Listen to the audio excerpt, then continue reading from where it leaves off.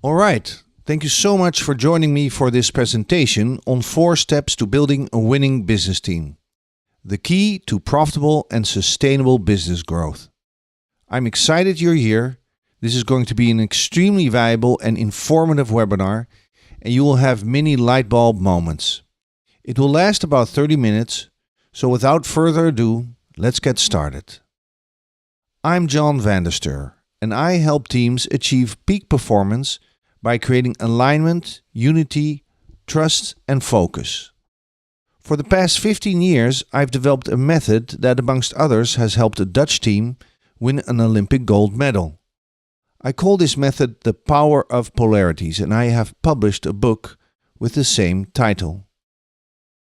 I believe that in sports and business, working together as a team is critical for success, and the lack of it a sure path to failure. What I enjoy most is seeing a group of people grow as a team, exceed expectations, and achieve their boldest dreams. And in my experience, it really is true that teamwork makes the dream work. But don't take my word for it. Let's look at what others have said about the value of teamwork. So what is the value of teams? Well, Vince Lombardi, the famous American football coach, said, "Individual commitment to a group effort, that is what makes a team work, a company work, a society work, even a civilization work." It is often said that the family is a cornerstone of society. Likewise, one could say that teams are another cornerstone of society when it comes to organizational life. It is where people grow, thrive, hone their skills, and become better performers.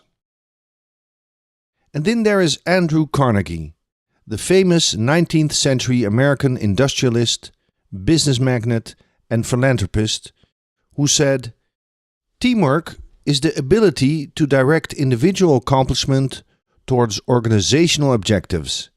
It is the fuel that allows common people to attain uncommon results." And for someone who lived over a century ago, this is not only insightful, but it also shows that teamwork has long been recognized as a critical success factor for business performance. In this light, it is surprising that in many companies, more resources are spent on hiring and rewarding the right C-level executives than building a strong executive team. And I believe this needs to change. So what can a strong team contribute to your business? Well, Steve Jobs said, "Great things in business are never done by one person. They're done by a team of people." So teams are really very powerful, and here's a limited list of what a strong team can contribute. A strong team will use individual strengths and compensate for individual weaknesses. It'll share tasks and assign them to the person with the right skill set. It will decrease your dependence on individual performance because it will be replaced by team performance. A team will make better decisions and help your business win in the marketplace. It will increase productivity and the return on investment in people.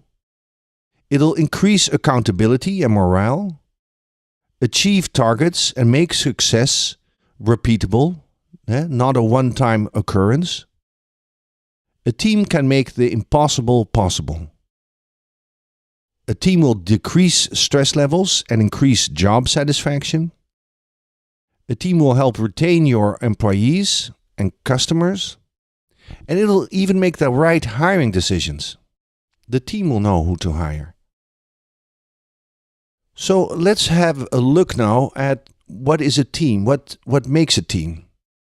Because a team is much more than just a group of people. There is an interesting definition by Katzenbach and Smith in their article for the Harvard Business Review. There they write, "A team is a small number of people with complementary skills who are committed to a common purpose, a set of performance goals and approach for which they hold themselves mutually accountable. So if you look at this definition, first, you need complementary skills. This means you need to hire people that are different, which is not what usually happens. Many leaders hire people that are like them. This is called the be like me disorder, and that is the first trap not to fall into. Next, you need to find, define, and agree upon a common purpose. This is not an easy task, since it requires rising above short-term goals to an overarching long-term objective that represents a meaningful contribution to the world. Then you need to set performance goals that are in alignment with that purpose. But above that, you need to establish a common approach to your teamwork, meaning a set of operating principles or values that everyone adheres to and holds each other accountable for. And on top of that, every member of the team needs to be committed to all of the above.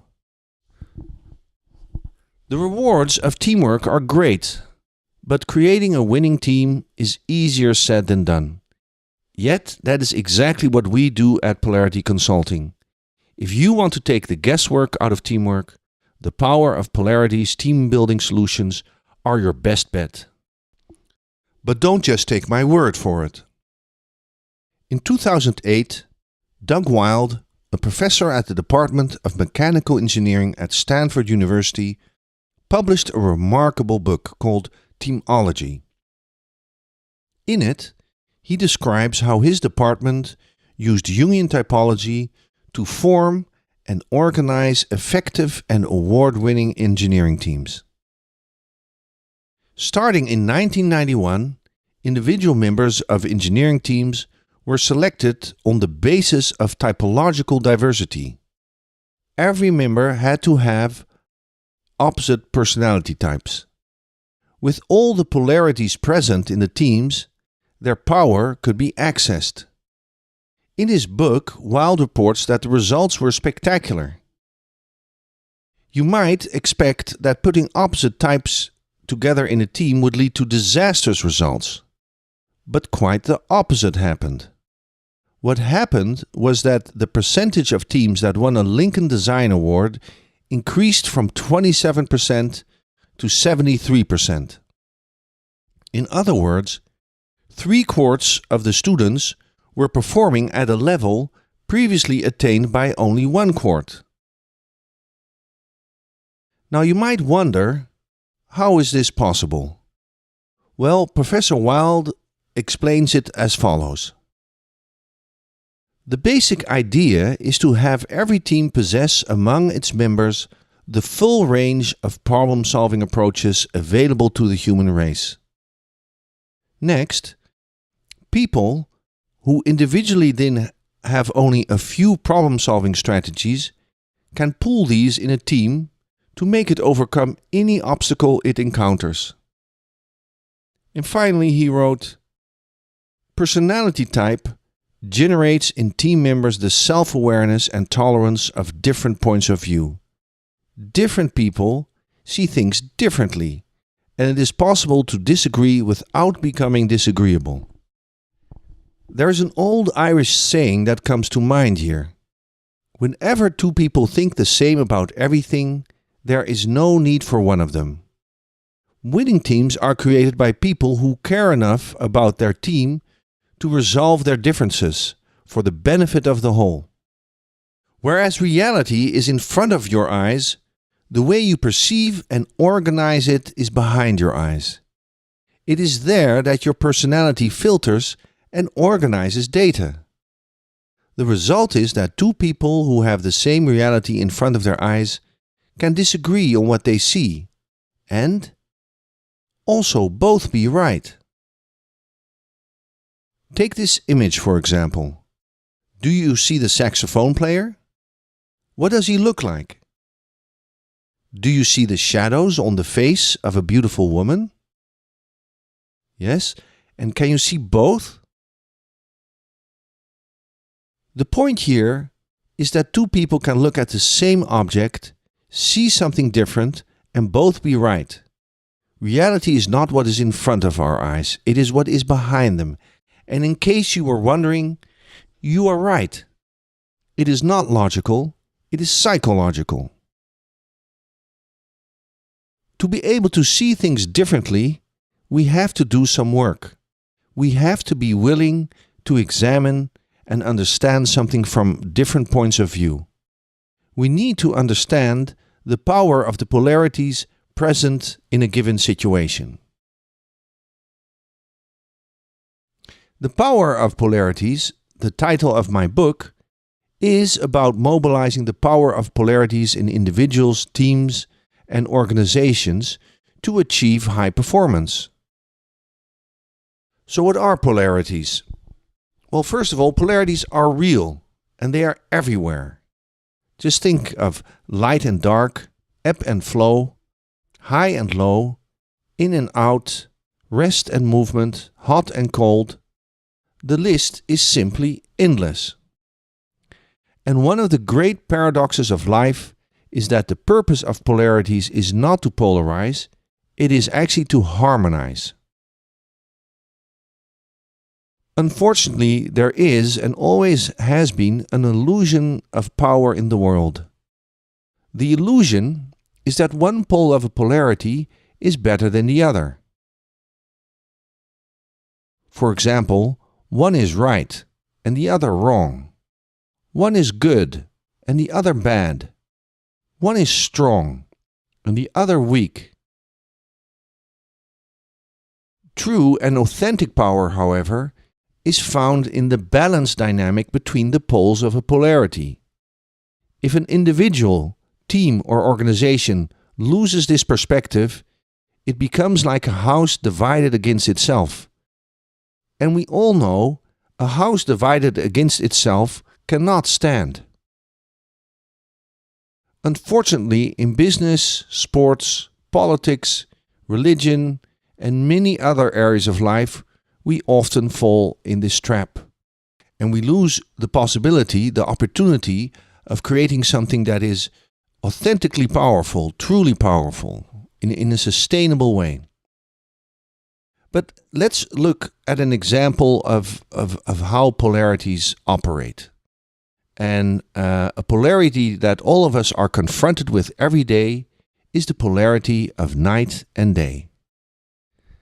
Now ask yourself for a moment, what if night and day excluded each other? Well, if we lived on a planet where it was only day, life would not be possible as we know it. The sun would scorch most plants, shrubs and trees, and the earth would be barren. On the other hand, if it were only night, photosynthesis could not occur, and life would also be impossible. Natural resources that result from billions of years of photosynthesis, such as oil, gold, diamonds or coal, simply would not exist. We can learn several important things about polarities from this example of night and day. For instance, when it is day on one half of the planet, it is night on the opposite half. Periods of light follow periods of darkness, and they never conflict with each other, so that one thing you can be certain of every day is that the sun will rise in the east and set in the west. There also is no right or wrong in either night or day. The harmonic rhythm of night and day is the powerful harmonic balance that produces abundant life on our planet. So, one of the great paradoxes of life is that the purpose of polarities is not to polarize but to harmonize, just like night and day. And true and authentic power, the kind that is sustainable, if not indestructible, is found in a balanced dynamic between the poles of a polarity. Now, how does this principle apply to teams? Specifically, the development of winning teams.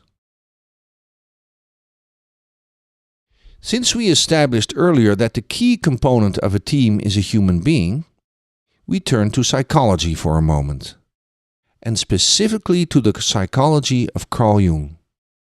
Why? Well, because one of the fundamental characteristics of his psychology is that it is based on polarities. And that is also what makes it so useful for dealing with the personality problems and challenges in teams. Here are some quotes that illustrate how Carl Jung thought about polarities. Life is born only of the spark of opposites. It is the age-old drama of opposites which is fought out in every human life. Every victory contains the germ of future defeat. Both theoretically and practically, polarity is inherent in all living things. The ego keeps its integrity only if it does not identify with one of the opposites, and if it understands how to hold the balance between them. It is a very useful thing to experience a conflict of opposites. A person must be able to stand the struggle and be able to hold the tension. For this, it is very helpful to understand the polarities in the personality and the conflicts they can create, and to remember that their purpose is not to polarize, but to harmonize. So let's look at his theory of the personality. Any experience you have is structured by the mind, specifically by the part we call the personality. It structures information, decisions, and actions. That is why it is said that reality is not in front of your eyes but behind them. The typical way in which a mind processes information is called a personality type. Now, according to Carl Jung, whose work has later been translated into the MBTI, or Myers-Briggs Type Indicator, and many other instruments, a personality is made up of 3 fundamental polarities, and they each have a specific role in the way our personality operates in daily life. The first polarity explains how we perceive and gather information. One way is through sensation, which uses the 5 senses to perceive: sight, sound, smell, touch, and taste. It is interested in real, verifiable data. The opposite way is through intuition, which uses the 6th sense to perceive the world of ideas that are not yet tangible but one day could be. Intuition sees the forest before it sees the trees. Sensation sees the individual trees before it sees the forest. Intuition needs to see the big picture before it can drill down into the details. Sensation needs to understand all the specifics before it can see the big picture. An important thing we can learn from this polarity is that everything is really created twice. It is created once in the imagination and once in physical reality. Before a house is built, an architect imagines what it is going to look like and makes a drawing. So those are the 2 perceiving functions, and they form the perceiving polarity. The second polarity explains how we make decisions, how we appraise, organize, and act on the information we receive from the perceiving functions, sensation and intuition.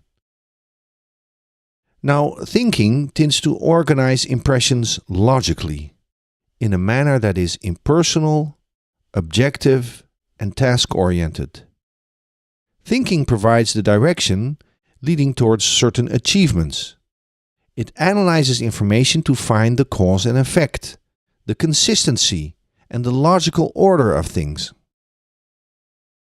Feeling, on the other hand, likes to organize impressions through a personal and more subjective value judgment, such as a like or dislike, or an appreciation or a disappreciation. Feeling will also look at what are the personal consequences of a decision. What is the impact it has on someone's life? One way of looking at this is that the thinking functions is centered in the mind and makes decisions based on logic. The feeling function is centered in the heart and makes decisions based on compassion for and an appreciation of someone or something. A good example of how these two functions operate can be found in the decision to buy a car. The thinking function will do research and find logical criteria to buy a car. For instance, features, specifications, maintenance records. The feeling function will consider things like the color, whether the car is comfortable. Perhaps it will also look at the status a car represents. And when it goes to a dealership and does not like the salesperson, it will get up and leave to get the car elsewhere where it does like the salesperson. The third polarity explains how we connect with ourselves and the world around us. The introverted attitude is oriented towards the inner world through reflection. The extroverted attitude is oriented more towards the outer world and likes to interact with it. We all introvert and extrovert for longer or shorter periods of time, like we inhale and exhale to breathe. But if you feel most alive and energized when you interact with the world around you, you probably are more extroverted. And if you feel most alive and energized when absorbed in your inner world, you are probably more introverted. The introverted orientation is often misunderstood in our extroverted society. Susan Cain, an insightful speaker and author on the power of introversion, said this about introversion. The next time you see a person with a composed face and a soft voice, remember that inside her mind she might be solving an equation, composing a sonnet, designing a hat. She might, that is, be deploying the power of quiet. We all use all polarities of the personality all the time. What makes us different is our preference for and consciousness of these polarities. We prefer the poles that we feel most comfortable with, that we feel we can trust and rely on. And the ones that we prefer are the ones we develop into a habit and a strength. There's a short exercise we can do to illustrate this. Take a moment to cross your arms in front of you. Okay, now look at your arms and look at which arm is on top, your right or your left arm. I bet that if you did this 10 times, you'd find that 9 out of 10 times the same arm would be on top. And now, try to put the other arm on top. How does this feel? What is this like? You might find it feels awkward and strange. You might actually struggle doing it. Well, it is the same in the personality. We have a preference for certain poles over others. Sensation over intuition, or thinking over feeling. It's our habit. We are used to using it. We trust it, rely on it. It doesn't mean we don't have the other ones, but they just aren't as easy for us to use, nor are they as well developed in our personality. Now, an important thing to know about these functions in the personality is that they do not act in isolation, but they act in pairs of perceiving and judging functions. For instance, if you combine sensation with thinking, you get a temperament that is logical and matter of fact. And if you combine thinking with intuition, you get a temperament that is also logical but more ingenious.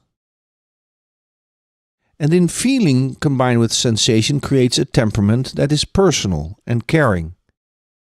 but feeling combined with intuition creates a temperament that is personal and insightful.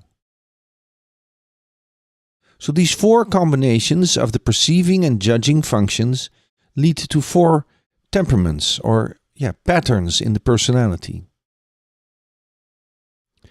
Now the combination of sensation and thinking has the following characteristics. It is disciplined, it is precise, practical, efficient, and also very competitive. It focuses on the efficient deployment of tools and techniques.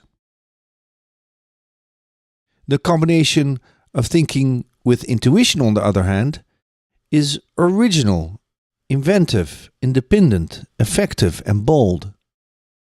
Its characteristic is free thinking, leading to change. Now, the combination of sensation and feeling, on the bottom left, is supportive, kind, dependable, dedicated, and caring. It focuses on the care for people's needs. And finally, the combination of intuition and feeling is idealistic, encouraging, visionary, inspiring, and seeks meaning. It focuses on care of the soul. These personality types you also find in this human structure of a team. The human structure is really the Jungian personality matrix, which you see here and which has been color-coded. Now there's a principle at work here that I call the four-legged table. A team like a table is supposed to be stable. However, many a team is like a table with three legs. It can stand and look more or less normal, but as soon as you put pressure on it, it collapses. Think for a moment of a child learning how to bike. It is not until a child can balance on the bike that it graduates from a tricycle to a bicycle. Life is not kind to lopsidedness, but it is to balance. The legs of a table are a metaphor for the polarities in life. And when a pole in a polarity is unconscious, it goes missing. And as a result, it destabilizes the whole. The work that a team needs to do is to create a table with four legs. And that means integrate all the opposites of the personality in the team. Just like they did at the Department of Mechanical Engineering at Stanford University, which led to those amazing results. That is how teams develop situational awareness and avoid tunnel vision. Under high pressure, the main challenge a team faces is tunnel vision, that is, resorting to a single point of view with suboptimal results. How does one overcome the one-sidedness of tunnel vision? There's one critical ingredient to overcome one-sidedness, and that is purpose. Purpose is like the solid tabletop that holds the four legs of the table together. If a purpose is powerful enough, the individual personalities in the team will rally behind it, make the necessary sacrifices, and endure the hardships to make the dream work. For a group to become a team, it is important that each and every one is committed to the common purpose. That is what attaches the legs to the tabletop. In my experience, if a purpose statement has the following four elements, you have something solid to build on. The first element is the vision of the team. What is the change it wants to see in the world? What is the dent it wants to make in the universe? The vision is the reason the team exists. It is what gets everyone in the team out of bed in the morning and inspired to go to work. The second element is the mission. Once you know what the dent is you want to make in the universe, the next question is, how are you going to do it? What is your unique contribution in creating this desired world? The way I like to distinguish between the vision and the mission is that if the vision is what gets you out of bed in the morning, inspired to go to work, the mission is what you do after you get out of bed. It is the core task that every member of the team is occupied with and focused on daily. The third element of a purpose statement is about values. And with values is meant how and according to which principles will the team operate to complete its mission and achieve its vision. And finally, a team needs to have objectives. It needs to know what it wants to achieve and what achievements will reflect its purpose. These elements together are what constitutes a tabletop, which can hold all four legs of a table together. Such a purpose statement brings together and unites all the different personalities in the team. I have discovered that great achievements are always grounded in the ability to use the power of the polarities and cover all the bases of the personality. And we can demonstrate this with a simple case study of the Apple company. So let's have a look at Apple. On the right you see Steve Wozniak and Steve Jobs, the founders of Apple. Steve Jobs, on the right, was an intuitive thinking type, a type we call the visionary inventor. And Steve Wozniak was a sensation type, a type we call the helping technician.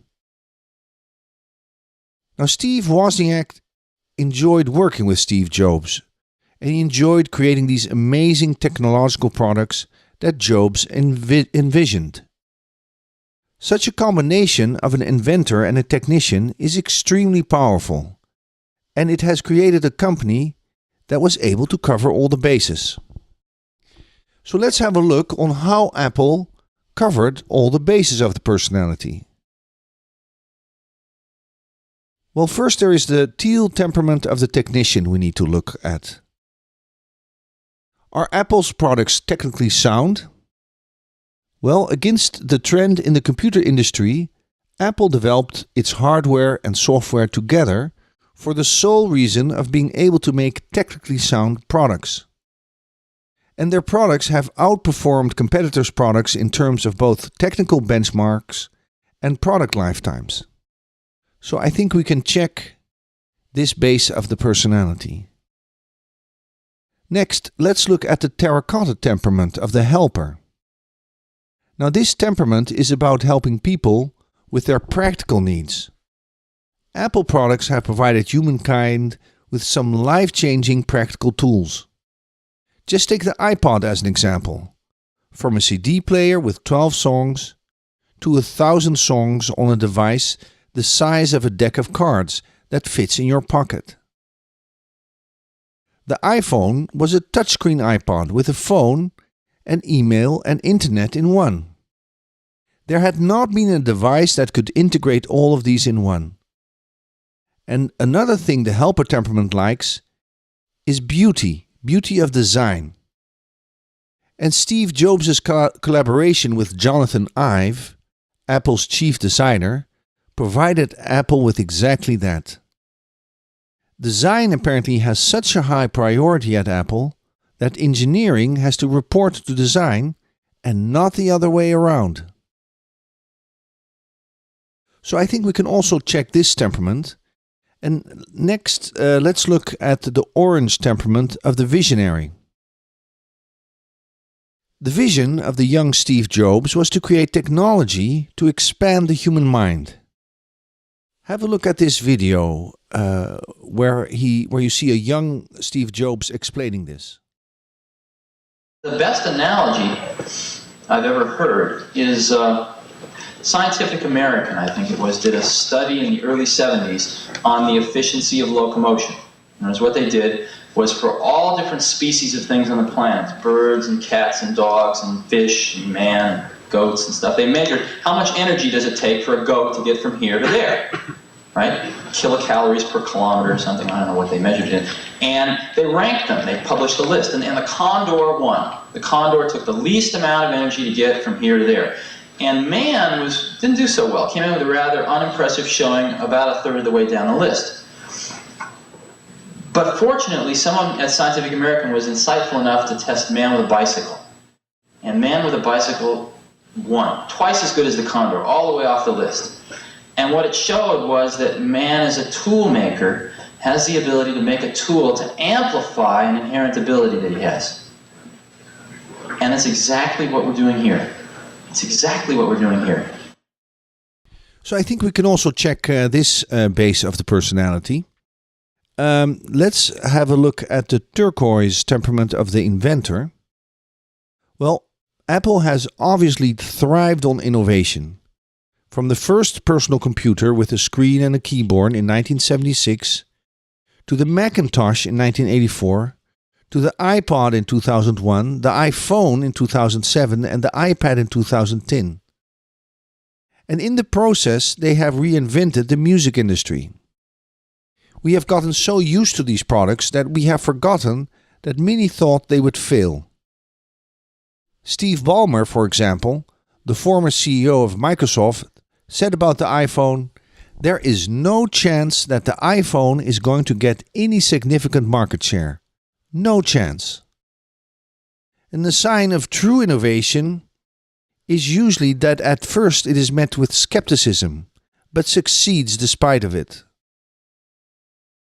Now, in every one of these four arenas, Apple has outperformed the market to become the company with the highest stock exchange value.